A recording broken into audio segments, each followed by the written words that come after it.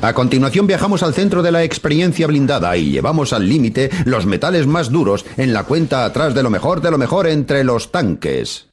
Desde el momento en que apareció hace poco más de un siglo, ningún otro elemento de tecnología de combate ha dejado su huella en la historia como el tanque. Ha participado en todos los principales conflictos de los siglos XX y XXI y no parece mostrar signos de abandonar el ring. Pero ¿cuáles son los más grandes tanques? Para averiguarlo, hemos convocado a los mayores expertos mundiales en tanques. Entre ellos está Tom Clancy, novelista de talla mundial, admirador de los tanques y observador del mundo militar. Sirve para matar gente y aplastar y romper cosas. No son los Juegos Olímpicos, aquí no hay juego limpio. Bruce Dickinson, líder del grupo Iron Maiden y conductor de tanques aficionado. Cuando llevas unos 20 metros en él, ya no quieres parar hasta llegar a Berlín. Y el multimillonario y coleccionista de tanques Jack Littlefield. Tengo 220 vehículos, de los que 65 son verdaderos tanques. Y como testigos directos del mundo de los tanques, tenemos a unos veteranos de guerra. Se parecía a salir a ensuciarnos en el barro y pasarlo bien. Y algún soldado. Esto es amor. El tanque es cuestión de amor. Y ahora pónganse cómodos y abróchense los cinturones, pues aquí vienen los 10 mejores tanques de la historia y la tecnología que los ha hecho poderosos. Todos sabemos qué aspecto tiene un tanque. Tiene el aspecto de un Sherman. Sabemos lo que hace un tanque. Hace lo que hace un Sherman. El puesto número 10 de los mejores tanques lo ocupa este tanque fantasía de 33 toneladas, que conocemos por los noticiarios cinematográficos, los tebeos y las películas de Hollywood. Yo diría que el Sherman es uno de los mejores tanques que se han hecho nunca. El Sherman fue el tanque que hizo que los aliados ganaran la Segunda Guerra Mundial. Se construyeron casi 50.000 Shermans en total, y el programa ha reunido a uno de sus supervivientes y 3 veteranos para los que el Sherman fue su hogar en tiempos de guerra, porque durante la campaña aliada en Normandía, cuando estos hombres no habían cumplido aún los 20 años, confiaron sus vidas a la entonces tecnología punta del Sherman. No conduzco uno de estos desde hace 60 años, pero me apetece mucho dar un paseo. Soy Brian Carpenter y era conductor de un tanque Sherman. ¿Estás bien ahí arriba, Navi? Estoy bien, Brian. ¿Qué tal ahí abajo? Muy bien. Soy Navi Clark y era artillero.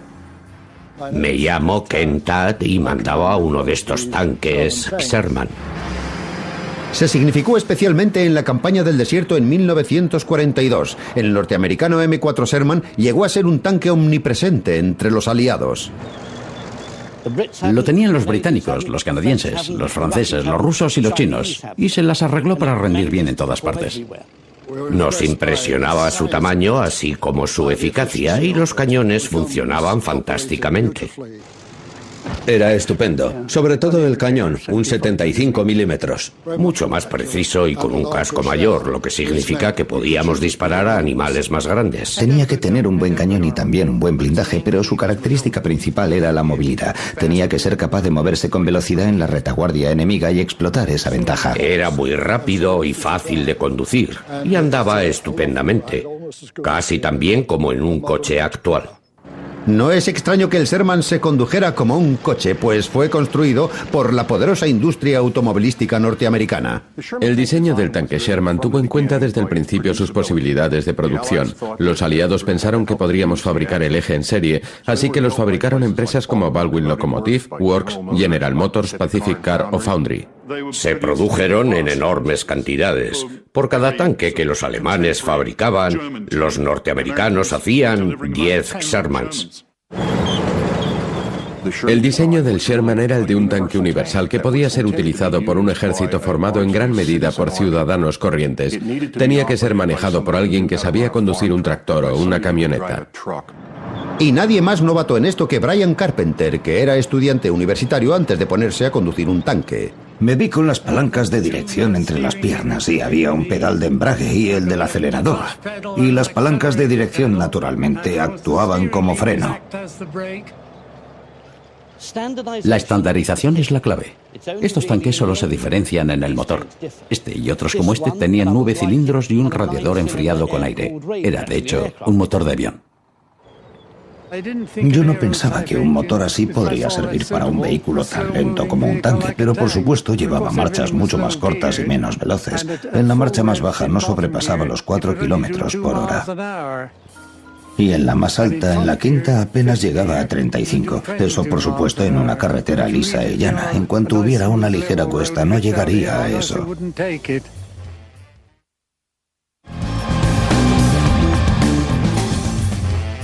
El tanque Sherman ofrecía además ciertos servicios de tipo doméstico cuando los muchachos estaban fuera de casa. No teníamos lavandería, de modo que debíamos lavar nuestra propia ropa, y la única forma de secar la ropa era poniéndola en el escape ahí atrás y aprovechar el calor del motor para secar la ropa rápidamente. Y mientras esperabas a que se secaran los calcetines, siempre te podías hacer un té. Se podía poner una tetera ahí encima para calentar el agua. Pero el Sherman era mucho más que un ejercicio de improvisación. Todos los aspectos del diseño del tanque estaban cuidadosamente estudiados. La filosofía norteamericana era usar el tanque como un arma de ataque de la infantería. El blindaje es el propio de un vehículo de gran movilidad. Pretende mantener al enemigo en movimiento y no tiene que enfrentarse necesariamente con otros tanques. Pero el enfrentamiento directo entre tanques era bastante común cuando el modestamente blindado Sherman llegó a Europa en 1942. Se encontró enfrente de una nueva generación de tanques asesinos alemanes y de comandantes de tanques que pronto le tomaron la medida. Lo vi por primera vez cuando vine al frente occidental. Eran poca cosa para nosotros. Tenían un blindaje muy fino que era fácil de penetrar. Se podía atravesar disparando a 1000 metros desde el Bertha. Malas noticias para el Sherman, pero eso era solo una parte. Llevaban 500 litros de gasolina en la parte delantera, lo que podía ser muy peligroso si eran alcanzados. Por eso los alemanes les dieron el nombre de asaderos de Tommy, porque se quemaban con mucha facilidad. Pero a pesar de sus defectos, al final fueron las consideraciones del diseño original de Sherman las que resultaron decisivas. Mirando a la Segunda Guerra Mundial con perspectiva, está bastante claro que el tanque que podía producirse en masa era el que iba a ganar la guerra. Cuando se topaban con nosotros venían a montones, de modo que no teníamos muchas posibilidades.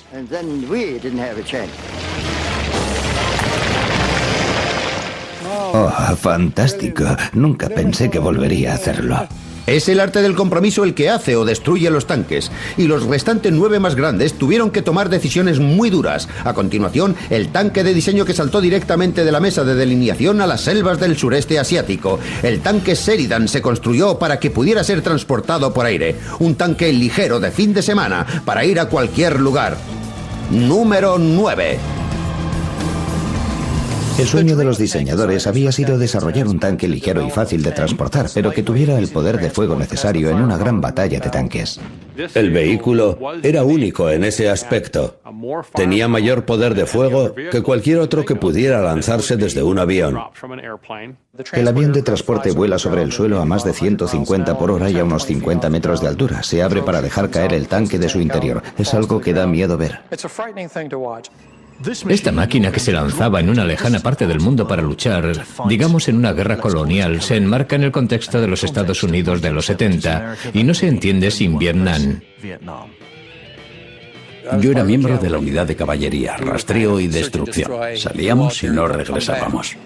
¿Y quién mejor para informarnos a fondo sobre el Sheridan que dos tipos que conocieron bien por dentro este tanque de muchos recursos? La primera impresión era muy positiva. Hacía un montón de cosas. Podía ser lanzado desde el aire, flotaba, aunque todo lo que veías por la ventanilla era agua y peces. El animal M551 Sheridan, sí, yo lo conducía. Tenía una dirección sólida, 4 marchas adelante y 2 atrás. El manual decía 69 kilómetros por hora, pero podíamos llegar a 73 o 74. Su sensacional rendimiento campo a través se debía a una sola cosa, la anorexia del blindaje. Todos los elementos del tanque se controlan desde aquí. Hablamos de un tanque tan ligero como para ser lanzado desde un avión, es decir, que pese de 10 a 15 toneladas, y eso es difícil de conseguir con acero de blindaje convencional. La única manera de conseguir que el Sheridan se mantuviera entero era hacerlo de aluminio. Para un cierto nivel de blindaje se consigue una estructura mucho mejor. Es algo que puede soportar los problemas del lanzamiento. Y de la exigencia de una gran potencia de fuego en un armazón tan endeble, nació una de las características más llamativas del Sheridan. Es un cañón asombroso, un calibre 152 capaz de disparar misiles. Podía seguir una de luz, seguramente algo parecido a un rayo láser de hoy en día. Y en cuanto salía del cañón, parecía que iba a dar en el suelo. Avanzaba serpenteando, pero nunca erraba el tiro. El mismo cañón podía utilizarse para disparar proyectiles convencionales, algo emocionante, el ultraligero Sheridan. Pesaba 17 toneladas. Cuando disparaba se sacudía entero y toda la parte delantera del tanque se elevaba en el aire. Era mejor llevar casco en el interior porque si no, seguro que te ibas a dar un buen castañazo. Pero el extraordinario retroceso provocaba más de un dolor de cabeza. Cuando se lanzaban proyectiles convencionales, el retroceso podía llegar a estropear el sistema eléctrico necesario para lanzar misiles. Además de un sistema de lanzamiento de misiles deshecho, otro problema potencial era que el blindaje de aluminio no ofrecía mucha protección contra casi nada, y el Sheridan debía ir sobrecargado de munición. Los conductores llevaban la munición por los dos lados, y podías tener como 28 proyectiles amontonados en el suelo. No se podía fumar en ninguna parte del tanque. Había que evitar las chispas cerca de la munición o nos quedábamos sin casa. Era como la navaja suiza de los carros de combate. Podía hacer de todo más o menos bien, pero nada realmente bien. Para puntuar en nuestra lista de los mejores tanques, la imaginación puede servir, pero es el rendimiento lo que cuenta de verdad, y el metal del Sheridan no resistía un disparo de su propio cañón. Nuestro siguiente carro de combate no puede ser acusado de tener semejantes defectos. Desde el principio de la Segunda Guerra Mundial, los alemanes demostraron una evidente superioridad táctica y una gran excelencia técnica en la construcción y manejo de sus tanques. Los nazis crearon una fuerza blindada frente a la que los aliados no tenían respuesta y conseguir ir siempre un paso por delante de aquellos. En 1943, la tecnología alemana halló en este terreno su máxima expresión, el Panzer, el octavo mejor tanque de la historia. Este es el último Panzer operativo que queda en el mundo y el programa ha reunido cara a cara a este veterano y al tigre que mandó hace 60 años.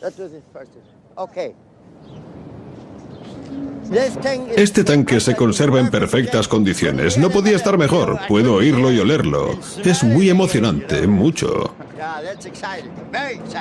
El Panzer provocó un gran impacto en el ejército norteamericano y británico. Supuso una gran revolución en el diseño de los tanques comparado con sus predecesores. Su característica más importante era su potencia de fuego. Tenía un cañón soberbio. Su largo cañón de 75 milímetros convirtió al Panzer probablemente en el mejor tanque de la Segunda Guerra Mundial. Muy bien, adelante. El cañón del Panzer se diseñó como un arma antitanque y obtenía su potencia no de un calibre mayor, sino de un cañón más largo y una carga mayor de pólvora. El arma propiamente dicha es un cañón muy largo y el tamaño del cañón es importante porque cuanto más largo sea el recorrido del cañón, mayor será la velocidad que alcance el proyectil. Como todos los demás comandantes de Panzers, Wolfgang Sterner quedó impresionado por la asombrosa potencia del arma. Con este tanque podías destruir un tanque enemigo a 2000 metros de distancia sin ningún problema, cualquier tanque. El diseño original del Panzer procedía de la experiencia alemana en el frente oriental. En 1941, las tácticas de combate alemanas quedaron desbaratadas cuando se toparon con una nueva generación de tanques rusos que, para su espanto, eran mejores que los suyos. La respuesta alemana a sus nuevos enemigos fue copiarlos descaradamente, y lo primero que adoptaron fue su blindaje inclinado. Este fue el primer tanque alemán que tenía un blindaje inclinado. El blindaje tiene un grosor de 80 milímetros, pero gracias a la inclinación brinda la protección de 100 milímetros. Porque si recibe un disparo frontal, rebota. No conformes con copiar el tanque soviético, el diseño del Panzer pretendía mejorarlo. Mirando su parte frontal puede apreciarse una cierta apariencia ruda, pero esto no es un trabajo chapucero. Es una pieza de tecnología antiminas bastante sofisticada, un tipo de material que se trabajaba deliberadamente para darle una apariencia ruda y después se reforzaba al fuego para proveerle de resistencia ante las minas magnéticas. Las mejoras no se limitaron al blindaje. Los alemanes se enorgullecían de haber hecho una renovación completa de su ingeniería. Donde en el tanque ruso había un mecanismo que podía pesar 50 kilos, los alemanes lo transformaban en algo que pesara 35. Este es el vaciado del bloque del motor del Panzer. Y puede verse con solo mirarlo que es un trabajo bastante intrincado. Tiene cantidad de secciones finas y ha sido elaborado con muchísimo cuidado. Y yo creo que una unidad norteamericana o rusa comparable a esta sería más pesada y más grande. Podía tener un aspecto rudo, pero estaba diseñado para operar con ventaja. Aquí va la orden de avance. ¡Adelante! El Panzer entró en acción por primera vez en la batalla de Kursk, la mayor y más dura batalla de tanques de la Segunda Guerra Mundial. Pero las cosas se torcieron desde el principio. La mayoría de las cosas se estropearon antes de entrar en acción. No estaban preparados para el combate. Era demasiado pronto para llevarlos al frente. Y al principio no fue una situación precisamente admirable. El problema con la complejidad de la ingeniería no era solo que fuera propensa a las averías, sino que también consumía un tiempo y unos recursos preciosos. Estos son los rodamientos principales del motor Maybach V12 que llevaba el Panzer. Es una preciosa pieza de ingeniería diseñada para durar años. El problema era que el Panzer solo duraba unas semanas o meses en combate, y es una de las razones por las que los alemanes perdieron la guerra. No podían reponer su excelente ingeniería en todos los aspectos y elementos de sus armas. El carácter nacional alemán busca siempre la perfección absoluta. Cuando la perfección no es estrictamente necesaria, resulta contraproducente. Se dice que si los alemanes no se hubieran esmerado tanto en la excelencia y hubieran construido mayor cantidad de tanques más sencillos, el resultado de la guerra habría sido otro, 1-0, pero a favor del otro bando. Así que, se mire como se mire, este tanque se merece el puesto número 8 del ranking. El Panzer es una máquina que, si no existiera, habría que inventarla. Si el Satén produjera tanques, haría el T-72. En la década de 1970, la brecha entre los dos lados del telón de acero parecía ser más grande que nunca, y el T-72 era el símbolo de la hipotética amenaza rusa. El T-72 fue un tanque construido por los soviéticos para luchar en la Tercera Guerra Mundial. El T-72 fue diseñado para constituir la punta de lanza de un avance soviético en Europa Occidental, el tanque de ataque definitivo. El T-72 era un motivo de preocupación. Tenía un blindaje grueso, gran movilidad, un gran cañón y un perfil bastante bajo. Es unos 30 centímetros más bajo que un tanque británico y unos 46 más bajo que el tanque norteamericano de su época. Así que era un objetivo difícil de alcanzar, especialmente cuando se dirige rápidamente hacia ti y en grandes cantidades seguido de la infantería.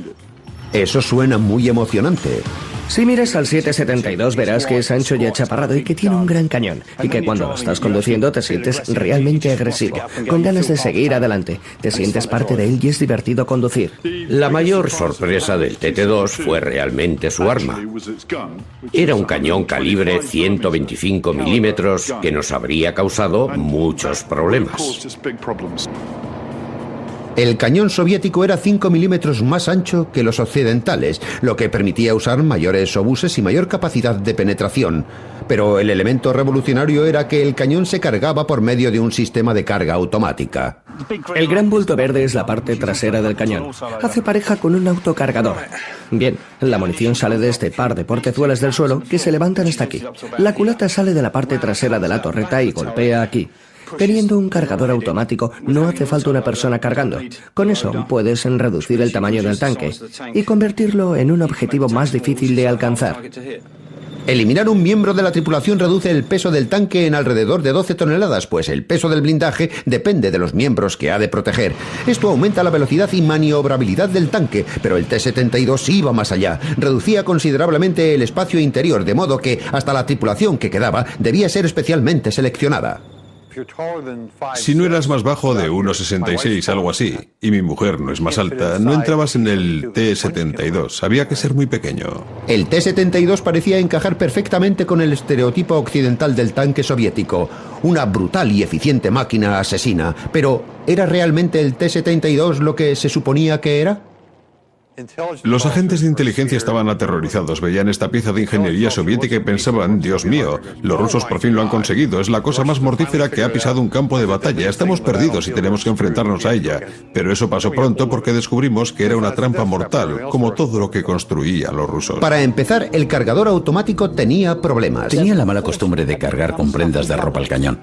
Se dieron casos de miembros de la tripulación que perdieron un brazo porque el cargador automático les enganchó la manga.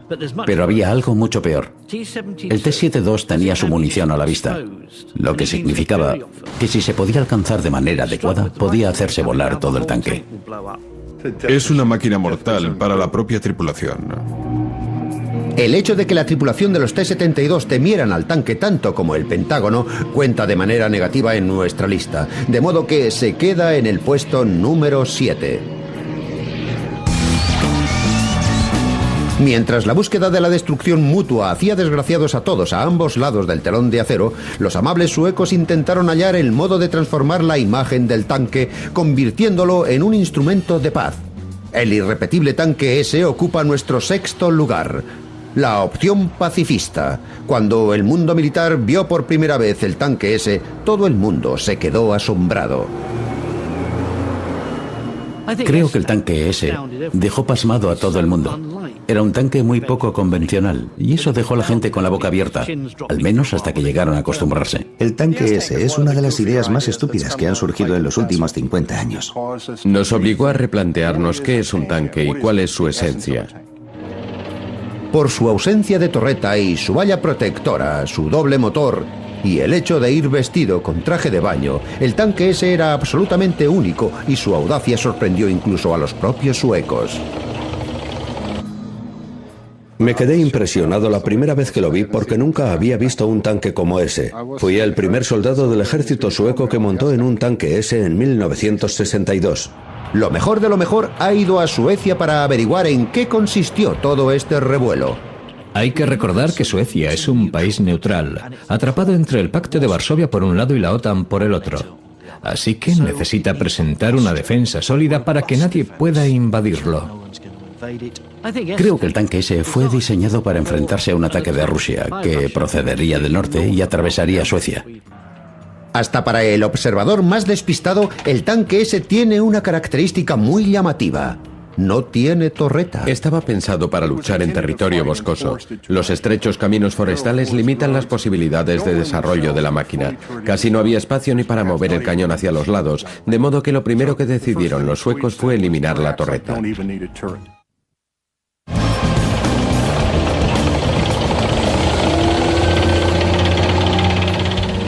La ausencia de torreta hace que el tanque S solo tenga 2,1 metros de altura, algo muy práctico si lo que pretendes es ocultarte.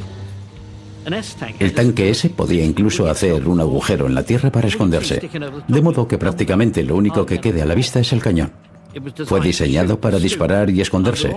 En medio de un montón de tanques enemigos puedes eliminar a alguno de ellos y salir pitando en dirección contraria para acabar escondiéndote bajo tierra. En plena batalla el tanque S aparece retraído, con toda la tripulación protegida bajo el tanque. Pero cuando lo mejor de lo mejor está delante, y obviamente no hay ninguna amenaza, todo el mundo puede salir a echar un vistazo, unos ojos extra para el conductor. Es muy fácil de conducir y hasta divertido. Si vas por una carretera a 50 o 55 kilómetros por hora, podrías hacer un giro de hasta 180 grados en menos de un segundo.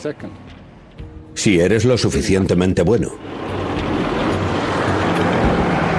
El interior se parece más a un caza que a cualquier otra cosa, en el sentido de que manejas tus controles directamente, con todos los elementos al alcance de tus dedos. Pero la joya de la corona del tanque S es su arma principal, el cañón fijo. El mayor inconveniente de un cañón fijo es que para disparar tienes que manipular todo el tanque. Tienes que mover y dirigir todo el casco del mismo modo en que lo hace un piloto de caza con su avión. El verdadero avance de diseño fue la suspensión hidroneumática controlable. La innovación sueca era poder controlar la suspensión de una manera tal que pudiera utilizarse como un dispositivo para direccionar el cañón. Para inclinar el arma, el primer y el cuarto par de ruedas se movían con respecto a las demás. Como la longitud de la oruga no cambia, el tanque tiene que inclinarse arriba y abajo. Lo que ven aquí es el brazo al que está conectado la primera rueda, que se mueve cuando mueves el casco. El elegante y sofisticado tanque ese recibió alabanzas de militares de todo el mundo. Les encantó, pero nadie lo compró. Estaba destinado a enfrentarse al ejército ruso en territorio sueco y con tácticas militares suecas. Se adaptaba tan bien a esa misión que de hecho no le venía muy bien a casi nadie más en el mundo.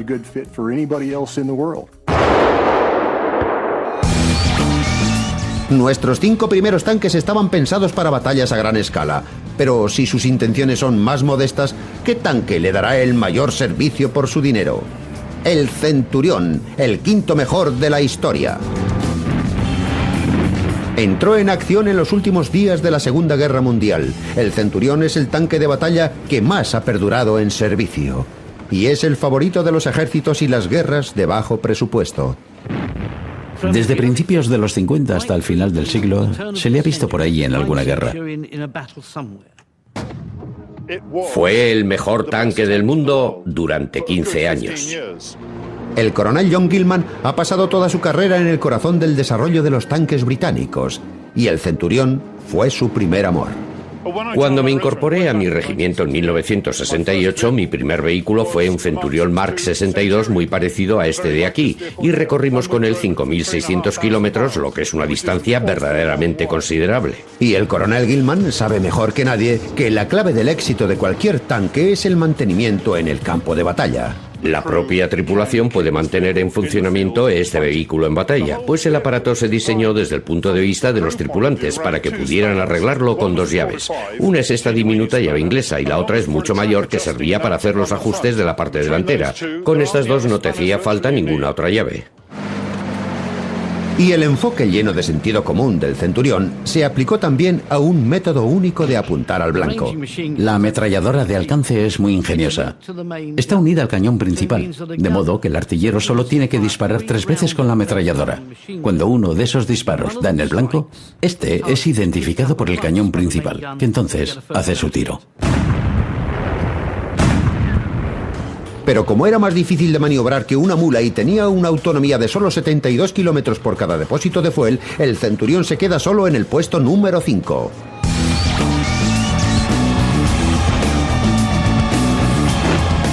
En 1970, encontrándose sin amigos en el mundo y rodeada de vecinos airados, las Fuerzas Armadas de Israel decidieron crear su propio tanque. En el número 4, el Markava, el tanque de bricolaje. Desde las montañas de los Altos del Golán hasta la urbanizada Franja de Gaza, Israel se enfrenta a necesidades defensivas únicas. El Markava es un vehículo de gran éxito porque hace 2 cosas.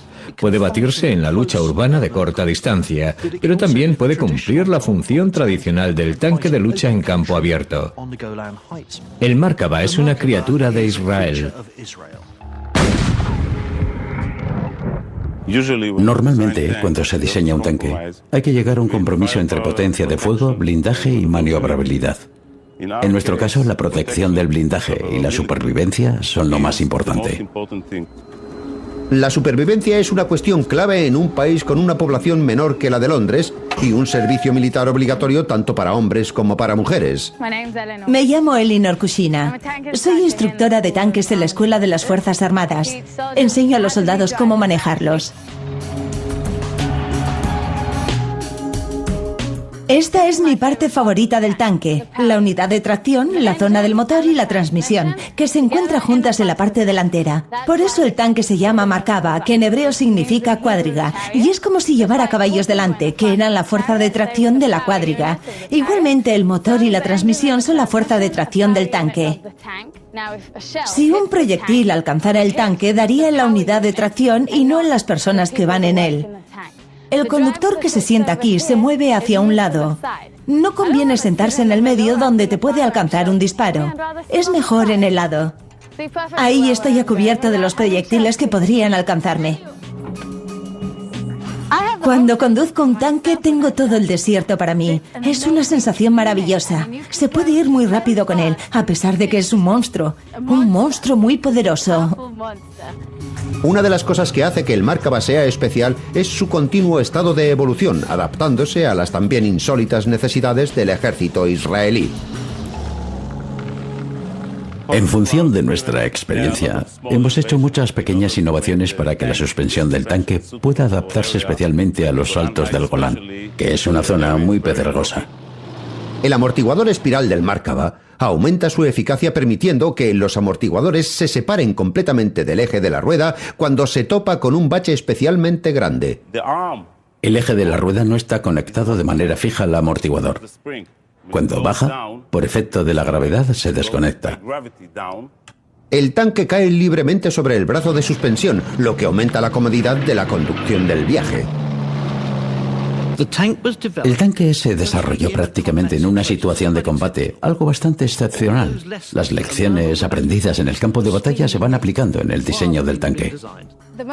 La parte más vulnerable del tanque es la zona donde se unen el casco y la torreta. Y lo que hacen estas cadenas es desviar el curso de un proyectil cuando pega ahí, de modo que no lleguen a impactar en esa zona. Porque un tanque sin torreta o sin casco no merece la pena. Y teniendo el motor delante, deja espacio para llevar gente en la parte de atrás. Puede llevar una sección de infantería en la parte trasera, lo que lo hace un tanque único, ya que tienes un vehículo de transporte blindado y un tanque en una sola pieza. No hay ningún otro tanque tan versátil como este. Entonces, ¿por qué no está todo el mundo conduciendo Markavas por los desiertos y calles mayores de los puntos conflictivos del mundo? Está diseñado específicamente para usarlo en Israel. Y tienes que preocuparte de las necesidades de transporte aéreo. Es un vehículo grande y pesado. Ideal para Israel, sí, pero demasiado grande y pesado para una fuerza expedicionaria. Aunque algunos sienten disentir. Este es el mejor tanque del mundo. Nada puede detenerlo. Si quiere seguir adelante, lo hará, hasta que encuentre un blanco. Y no quisiera estar en tu lugar si eres ese blanco. No voy a discutir eso. El tanque que ocupa el puesto número 3 no tuvo que regresar a la mesa de diseño. El T-34 la inventó. Este fue con diferencia el mejor tanque de la Segunda Guerra Mundial. Fue uno de esos avances en el diseño de armas que se dan solamente una vez en cada generación. El T-34 es el tanque que ganó la Gran Guerra Patriótica para la Unión Soviética. Incorporaba innovaciones, pero con el mínimo denominador común. Se obtuvo un diseño improvisado que podía producirse en serie. La esencia de la filosofía militar rusa es que cualquier campesino recién llegado del campo fuera capaz de subirse a un tanque y conducirlo. Y como pueden ver, yo estoy bastante cerca de ser un campesino. ¡Oh, no! Lo mejor de lo mejor ha puesto a prueba el T-34, dándole a la estrella del rock Bruce Dickinson la oportunidad de conducir su propia dama de hierro. Lo que a mí me gusta de los tanques es lo que tienen de combate individual, casi como un piloto de caza, solo que sobre el suelo.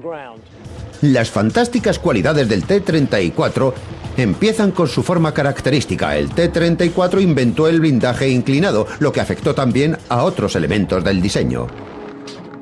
Una de las innovaciones del T-34 era el arma. Tenía un cañón de 76 milímetros cuando la mayoría de los tanques usaban calibres mucho menores. Pensaron que tenían que incorporar un cañón capaz de derrotar a todos los demás tanques tan bien blindados como el T-34. Tiene una torreta gruesa y maciza de construcción muy simple, producto de un molde bastante burdo cuyas marcas pueden verse aquí. Estamos en guerra. No hace falta que sea bonito. Si funciona, se puede usar para matar gente.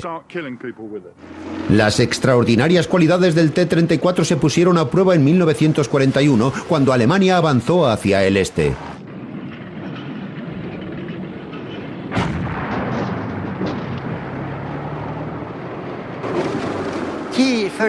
El T-34 fue el mejor tanque de su época. Resumía a la perfección el compromiso entre el blindaje, la potencia de fuego y la maniobrabilidad en campo abierto. Era el mejor tanque de entonces. Los demás estaban mucho más atrasados.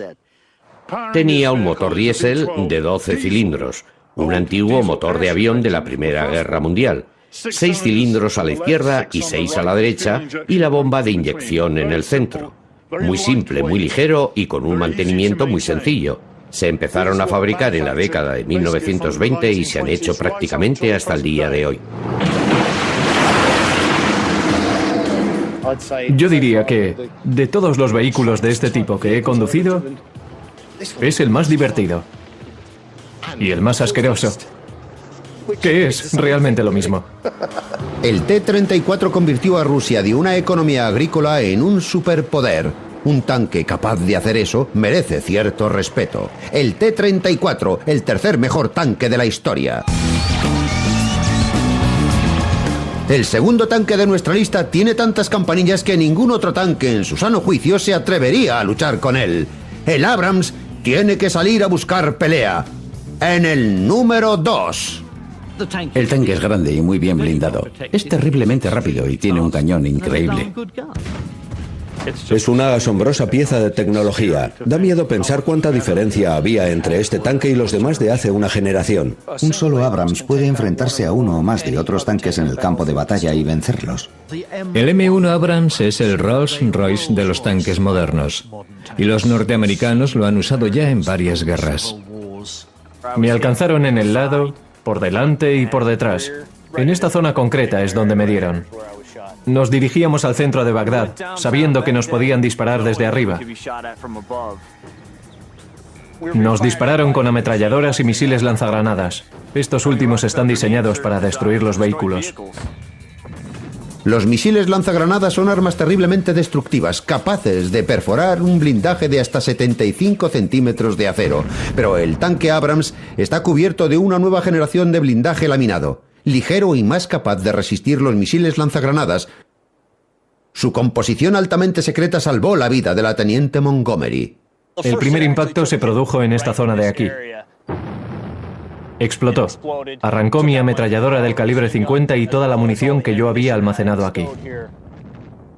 Yo estaba aquí. La escotilla estaba bajada en la posición que llamamos protección abierta, y entonces dispararon. El tanque hizo exactamente lo que se suponía que debía hacer. Fue un buen disparo, pero fue lo último que hizo, pues el tanque que me seguía lo abatió. Pero el Abrams es mucho más que un casco blindado. El M1 es bastante fácil de manejar. Tiene un sistema de control de fuego que yo llamo "Ojalá esté muerto". En teoría, el Abrams M182 puede matar a un batallón de enemigos completo. Para mantener en movimiento las 68 toneladas del Abrams, se necesita un motor de propulsión de 1500 caballos. Tiene un motor potentísimo con el que puede ponerse a 110 kilómetros por hora. Cuando lo pones en marcha, le suele costar un par de segundos entrar en calor. Pero cuando lo hace es increíble. No hay quien lo pare, a no ser que pises el freno, claro. El uso de un motor de avión a reacción ha sido un tema controvertido desde la primera vez que el Abrams pasó por una gasolinera. El M1A1 tiene un depósito de unos 1900 litros de capacidad y consume alrededor de 120 litros a los 100. Gasta unos 30 litros solo en arrancar el motor. Y eso es mucho. Además de sus problemas de consumo, el motor también recalienta demasiado el escape. El motor a reacción tiene un escape terriblemente potente. Es como un auténtico soplete, una especie de misil de calor saliendo continuamente de tu trasero. Y eso no es nada agradable. A pesar de estos problemillas, el hecho es que el Abrams es una rotunda advertencia de que la guerra de tanques está perfectamente viva a principios del siglo XXI. A Alemania se le prohibió fabricar armas después de la Segunda Guerra Mundial, pues no había utilizado correctamente aquellas que había tenido. Pero en la década de 1970, una nueva Alemania obtuvo permiso para regresar a la producción de tanques, y la excelencia tecnológica que creó el Panzer dio a luz a una nueva generación de grandes felinos, el Leopard, el mejor tanque de todos los tiempos. Es una máquina excelente. Comparado con otros tanques, es más pequeño, más ligero y más rápido. Creo que es la mejor combinación de movilidad de todo el mundo en este momento. El tanque perfecto tiene que tener movilidad, blindaje y potencia de fuego, y el Leo 2 cumple esos requisitos. Es un tanque excelente.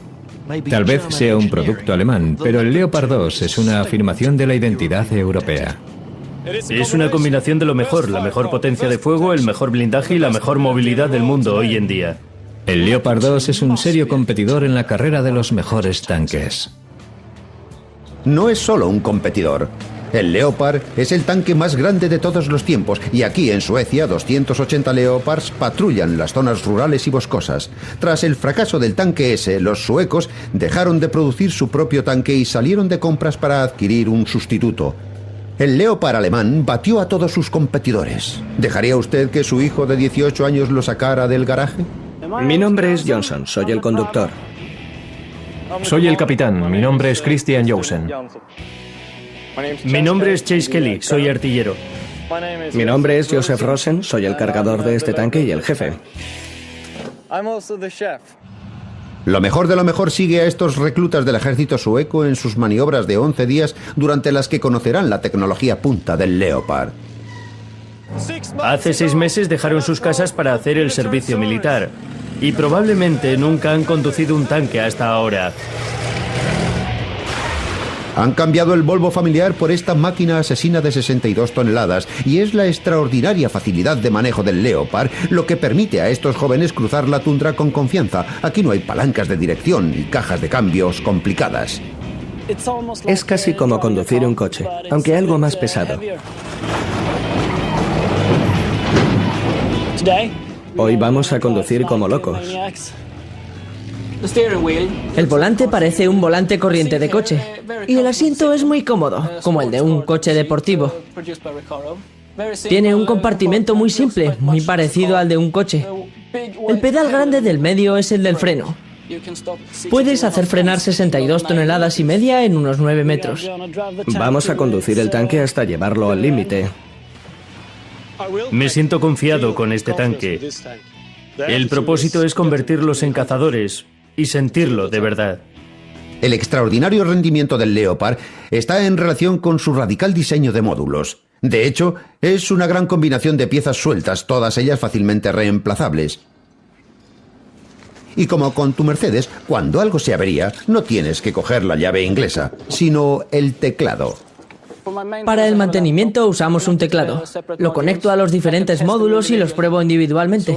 Ahora voy a enchufar este cable al centro logístico y luego al ordenador de mantenimiento para ver lo que va mal en el tanque. Por ejemplo, si tienes algún problema con el motor, no tienes más que sacarlo entero y llevártelo al taller. Recibes el nuevo motor y lo instalas en lugar del anterior. Y el tanque está listo. El motor del Leopard es otro elemento muy destacado. Nada novedoso ni complicado, sino algo potente y fiable. Este motor es un motor industrial bastante común. Tiene alrededor de 1500 caballos de potencia, 12 cilindros, 48 litros y una torsión 15 veces mayor que la de un coche normal.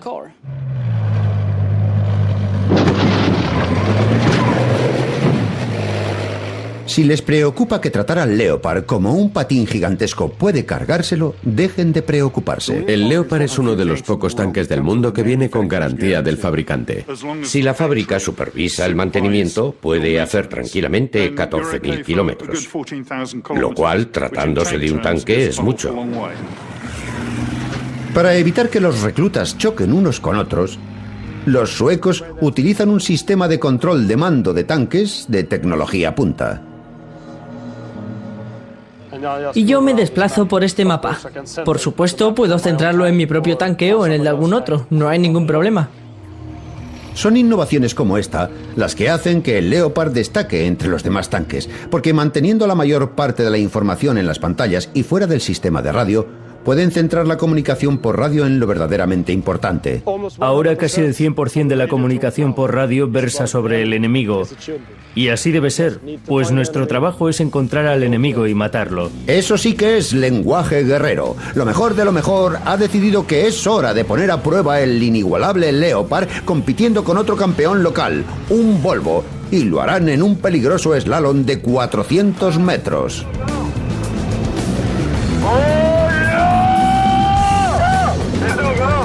Pero en lo mejor de lo mejor, el tanque no solo debe vencer, debe destruir.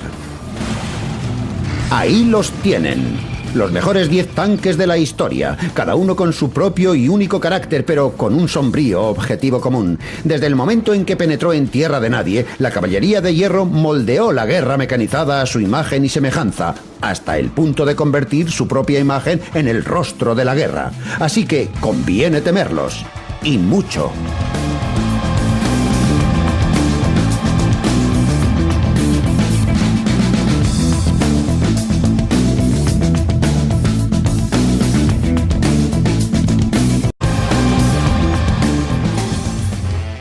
El tanque Sherman ofrecía además ciertos servicios de tipo doméstico cuando los muchachos estaban fuera de casa.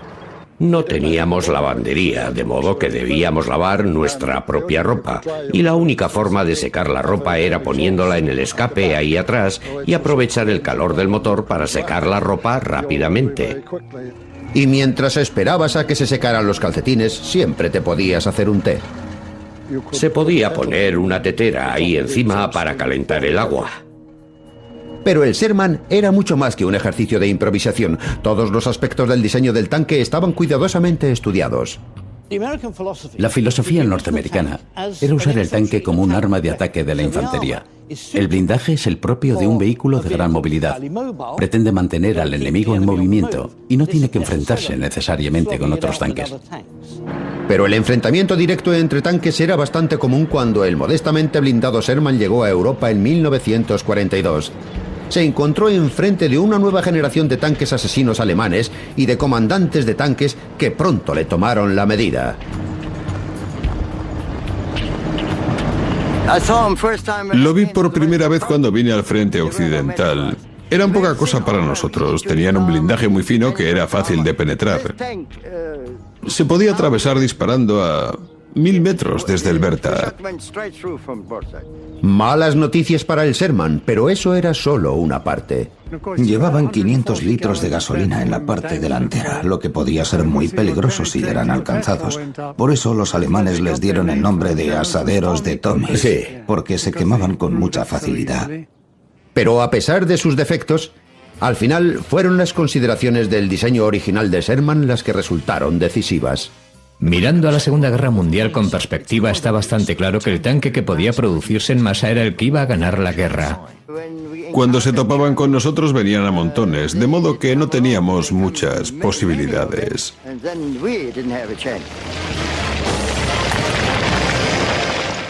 Oh, fantástico. Nunca pensé que volvería a hacerlo. Es el arte del compromiso el que hace o destruye los tanques, y los restantes 9 más grandes tuvieron que tomar decisiones muy duras. A continuación, el tanque de diseño que saltó directamente de la mesa de delineación a las selvas del sureste asiático. El tanque Sheridan se construyó para que pudiera ser transportado por aire. Un tanque ligero de fin de semana para ir a cualquier lugar. Número 9. El sueño de los diseñadores había sido desarrollar un tanque ligero y fácil de transportar, pero que tuviera el poder de fuego necesario en una gran batalla de tanques. El vehículo era único en ese aspecto. Tenía mayor poder de fuego que cualquier otro que pudiera lanzarse desde un avión. El avión de transporte vuela sobre el suelo a más de 150 por hora y a unos 50 metros de altura. Se abre para dejar caer el tanque de su interior. Es algo que da miedo ver. Esta máquina que se lanzaba en una lejana parte del mundo para luchar, digamos en una guerra colonial, se enmarca en el contexto de los Estados Unidos de los 70 y no se entiende sin Vietnam. Yo era miembro de la unidad de caballería, rastreo y destrucción. Salíamos y no regresábamos.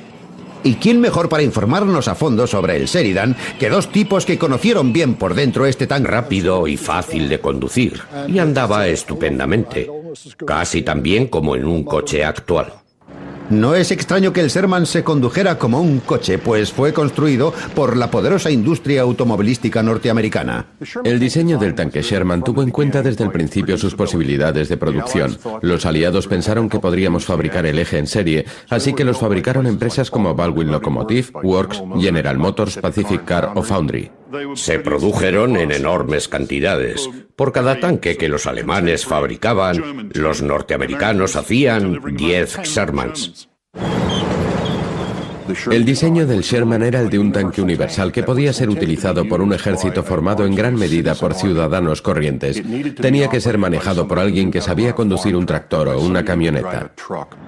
Y nadie más novato en esto que Brian Carpenter, que era estudiante universitario antes de ponerse a conducir un tanque. Me vi con las palancas de dirección entre las piernas y había un pedal de embrague y el del acelerador. Y las palancas de dirección, naturalmente, actuaban como freno. La estandarización es la clave. Estos tanques solo se diferencian en el motor. Este y otros como este tenían 9 cilindros y un radiador enfriado con aire. Era, de hecho, un motor de avión. Yo no pensaba que un motor así podría servir para un vehículo tan lento como un tanque, pero por supuesto llevaba marchas mucho más cortas y menos veloces. En la marcha más baja no sobrepasaba los 4 kilómetros por hora. Y en la más alta, en la quinta, apenas llegaba a 35. Eso, por supuesto, en una carretera lisa y llana. En cuanto hubiera una ligera cuesta, no llegaría a eso. Sherman. El puesto número 10 de los mejores tanques lo ocupa este tanque fantasía de 33 toneladas, que conocemos por los noticiarios cinematográficos, los tebeos y las películas de Hollywood. Yo diría que el Sherman es uno de los mejores tanques que se han hecho nunca. El Sherman fue el tanque que hizo que los aliados ganaran la Segunda Guerra Mundial. Se construyeron casi 50.000 Shermans en total, y el programa ha reunido a uno de sus supervivientes y 3 veteranos para los que el Sherman fue su hogar en tiempos de guerra, porque durante la campaña aliada en Normandía, cuando estos hombres no habían cumplido aún los 20 años, confiaron sus vidas a la entonces tecnología punta del Sherman. No conduzco uno de estos desde hace 60 años, pero me apetece mucho dar un paseo. Soy Brian Carpenter y era conductor de un tanque Sherman. ¿Estás bien ahí arriba, Navi? Estoy bien, Brian. ¿Qué tal ahí abajo? Muy bien. Soy Navi Clark y era artillero. Me llamo Ken Tatt y mandaba uno de estos tanques Sherman. Se significó especialmente en la campaña del desierto en 1942. El norteamericano M4 Sherman llegó a ser un tanque omnipresente entre los aliados. Lo tenían los británicos, los canadienses, los franceses, los rusos y los chinos, y se las arregló para rendir bien en todas partes. Nos impresionaba su tamaño, así como su eficacia, y los cañones funcionaban fantásticamente. Era estupendo, sobre todo el cañón, un 75 milímetros. Mucho más preciso y con un casco mayor, lo que significa que podíamos disparar a animales más grandes. Tenía que tener un buen cañón y también un buen blindaje, pero su característica principal era la movilidad. Tenía que ser capaz de moverse con velocidad en la retaguardia enemiga y explotar esa ventaja. Era muy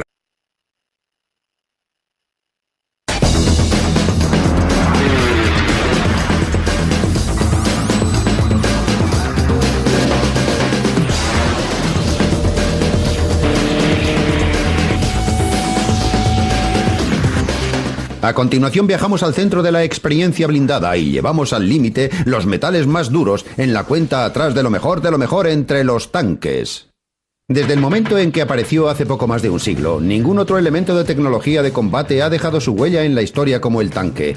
Ha participado en todos los principales conflictos de los siglos XX y XXI y no parece mostrar signos de abandonar el ring. Pero ¿cuáles son los más grandes tanques? Para averiguarlo, hemos convocado a los mayores expertos mundiales en tanques. Entre ellos está Tom Clancy, novelista de talla mundial, admirador de los tanques y observador del mundo militar. Sirve para matar gente y aplastar y romper cosas. No son los Juegos Olímpicos, aquí no hay juego limpio. Bruce Dickinson, líder del grupo Iron Maiden y conductor de tanques aficionado. Cuando llevas unos 20 metros en él, ya no quieres parar hasta llegar a Berlín.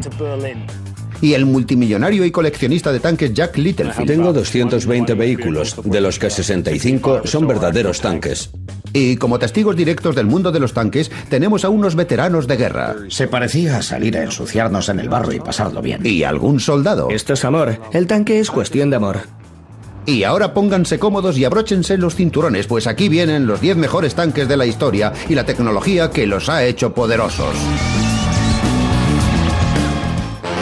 Todos sabemos qué aspecto tiene un tanque. Tiene el aspecto de un Sherman.